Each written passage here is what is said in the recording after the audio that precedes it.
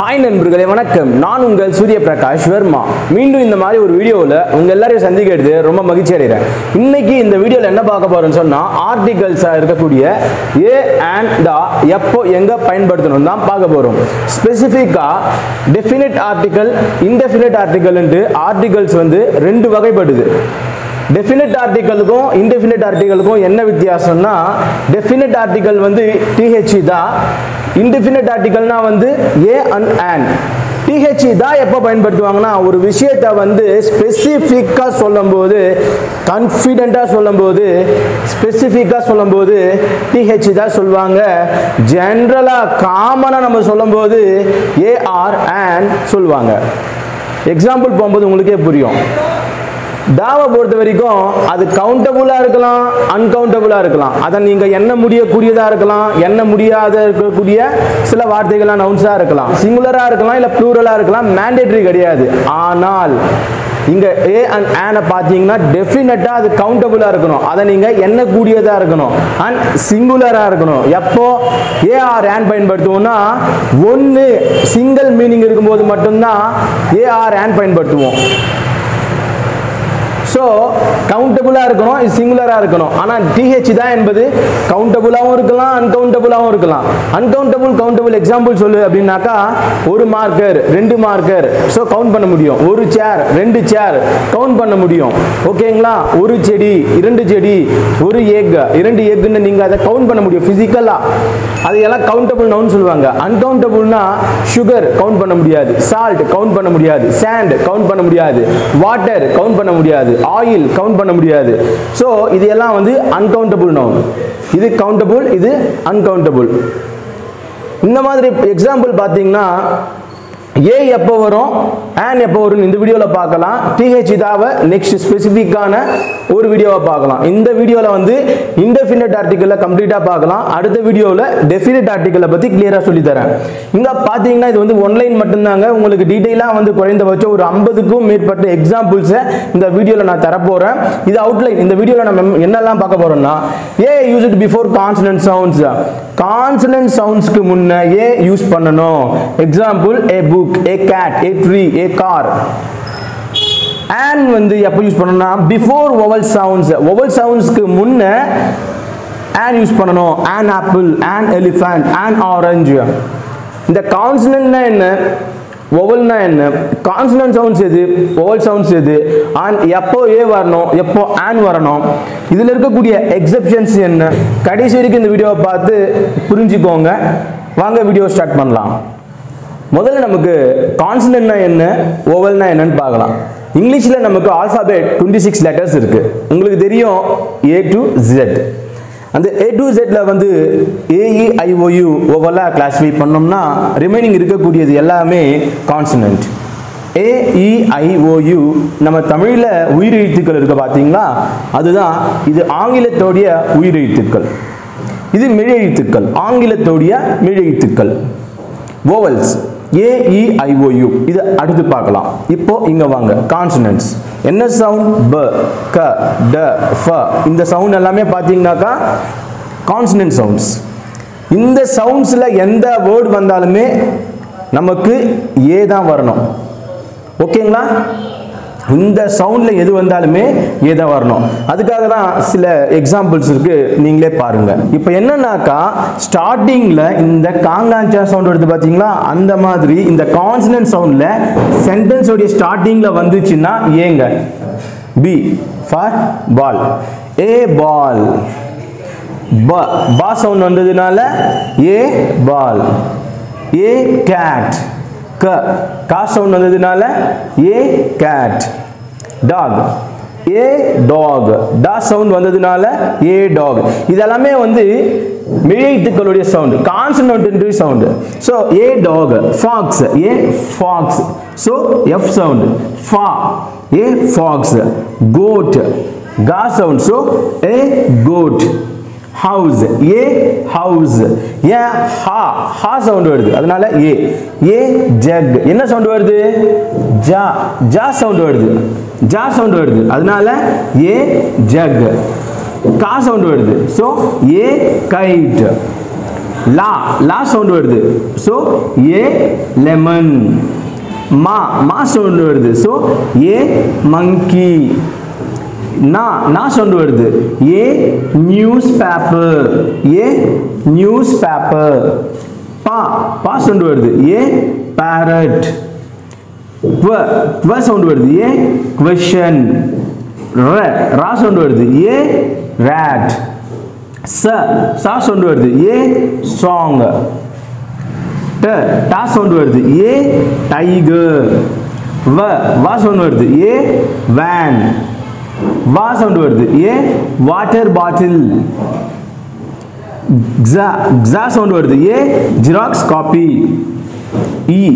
யா sound வருது, a year. Zebra, a jet வருது, ஜா சவுண்ட், ஸோ ஏ ஜீப்ரா.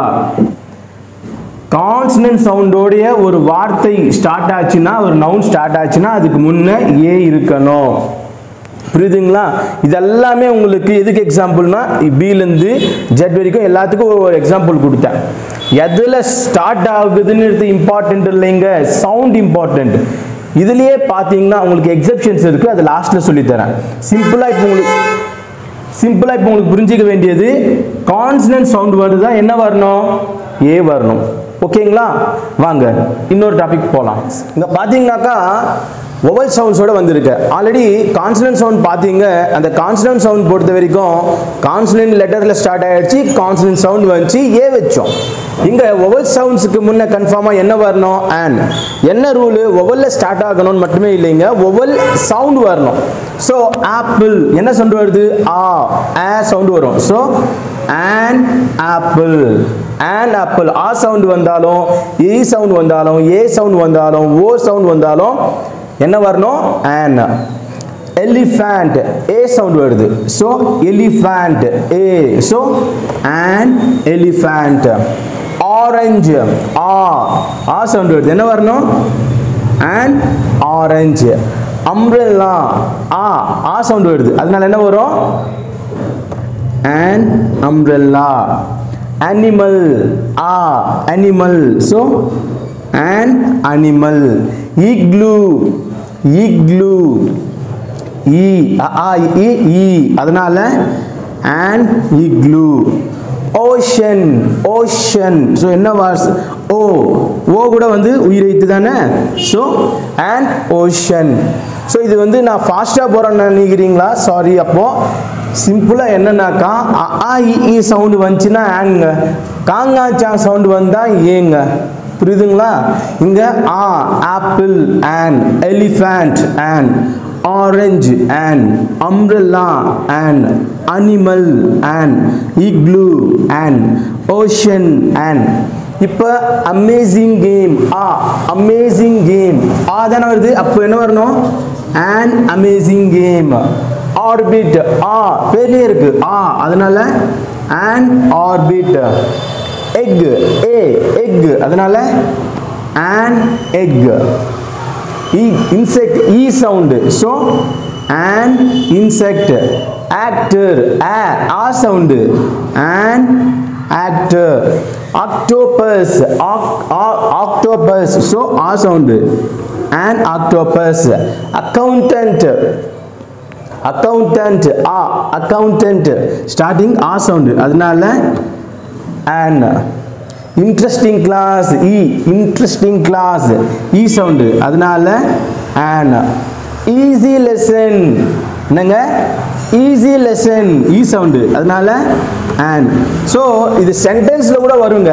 ஒரு சென்டென்ஸில் வந்தாலுமே நீங்கள் என்ன பார்க்கணுன்னா, ஃபர்ஸ்ட் லெட்டர் பார்த்துக்கிட்டே வரணும். அந்த ஃபர்ஸ்ட் லெட்டர் எப்படி ப்ரொனவுன்ஸ் ஆகுது, இந்த ஃபர்ஸ்ட் லெட்டரை நாம் எப்படி படிக்கிறோம், அதை பொறுத்து தான் நமக்கு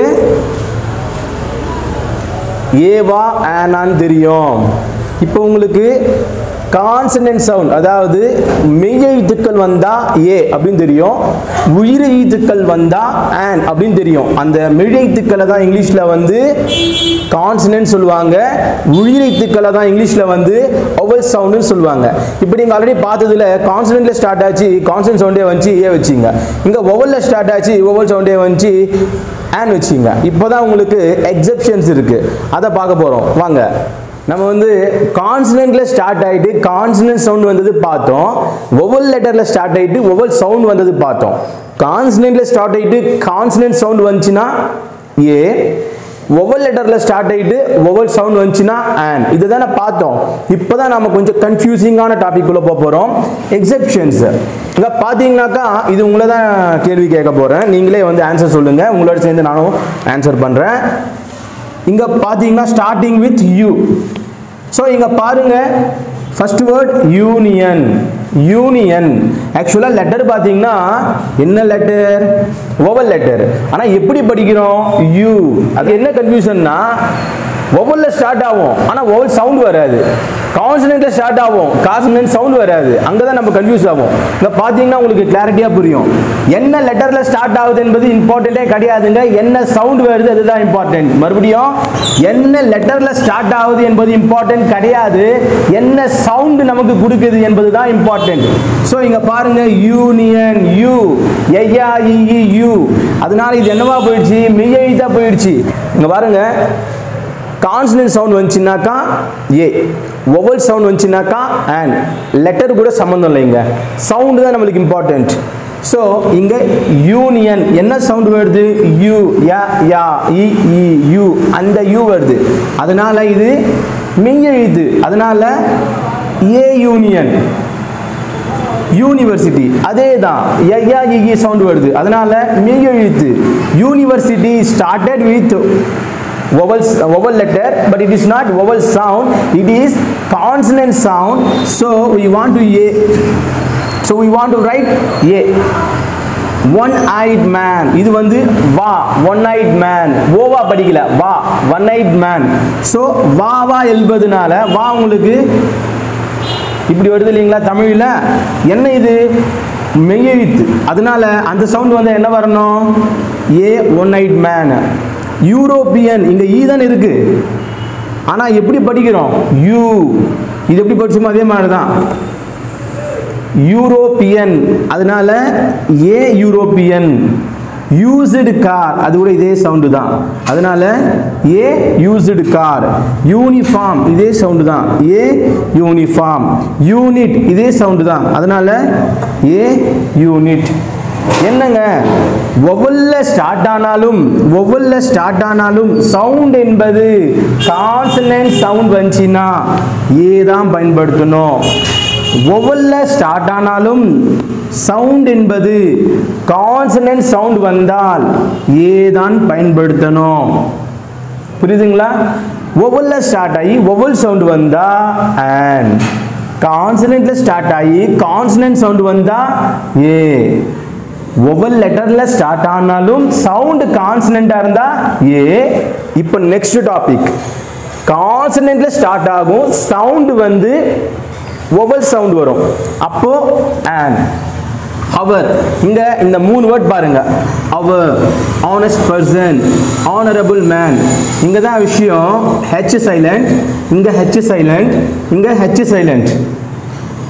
அவர் ஓ தான் இங்க நம்மளுக்கு கன்சிடர் பண்ணணும். So hour an hour. Honest person, honest person, an honest person. Honorable man, an honorable man. புரியுதுங்களா? கான்சனன்ட்ல ஸ்டார்ட் ஆனாலும் சவுண்ட் என்பது வவல் சவுண்ட் an. சோ உங்களுக்கு இங்க என்ன புரியணும்? லெட்டர் வந்து எந்த லெட்டர்னு பார்க்க கூடாது, சவுண்ட் என்பது என்ன சவுண்ட்னு தான் பார்க்கணும். இங்க நம்ம ஃபர்ஸ்ட்லயே சொன்னது sound, vowel sound, not vowel letter, vowel sound. இங்க அப்ரிவேஷன் பார்க்கலாம். MP, MLA, IAS, IPS, SI NCC cadet LLB student இந்த மாதிரி இருக்கும்போது எப்படி பயன்படுத்தணும்னா இங்க இது நம்ம வந்து எப்படி படிக்கிறோம் MP A வரும் ஸ்டார்டிங் MP A ல ஸ்டார்ட் ஆகும் அதனால an MP நம்ம இத வந்து M அப்படினு படிக்கிறோம் சோ A M அதனால MP சோ இது வந்து A சவுண்ட் வருது இது கூட MLA கூட MLA வா an MLA வா A சவுண்ட் வருது அதனால an MLA I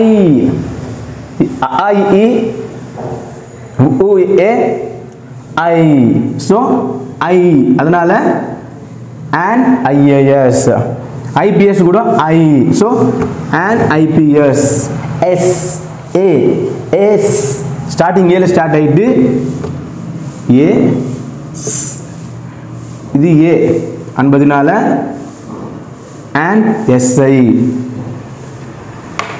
புரியுதுங்களா N N N அதனால NCC cadet N அதனால and இது கூட M N S எல்லாமே A ல தான் ஸ்டார்ட் ஆகும் starting and LLB student L